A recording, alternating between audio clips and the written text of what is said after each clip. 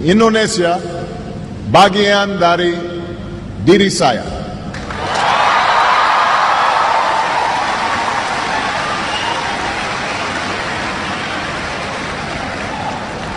I first came to this country when my mother married an Indonesian named Lolo Sutoro. And as a young boy, I was coming to a different world. But the people of Indonesia quickly made me feel at home.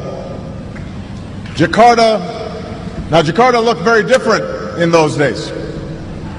The city was filled with buildings that were no more than a few stories tall. This back in 1967, 68, most of you weren't born yet. The Hotel Indonesia was one of the few high-rises, and there was just one big department store called Sarina. That was it.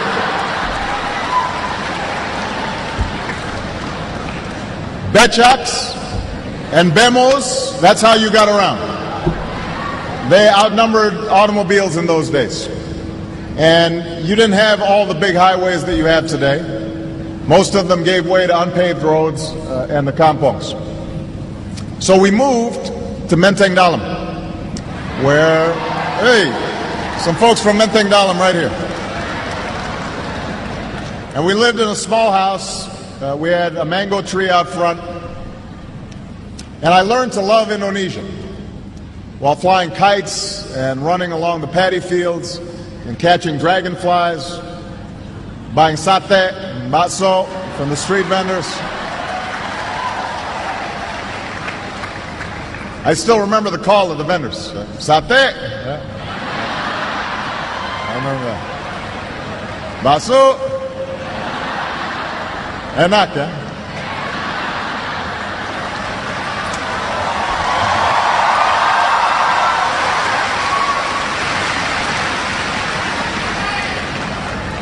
But most of all, I remember the people. The old men and women who welcomed us with smiles, and the children who made a foreign child feel like a neighbor and a friend, and the teachers who helped me learn about this country. Because Indonesia is made up of thousands of islands and hundreds of languages, and people from scores of regions and ethnic groups.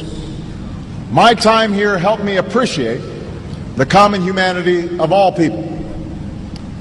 And while my stepfather, like most Indonesians, was raised a Muslim,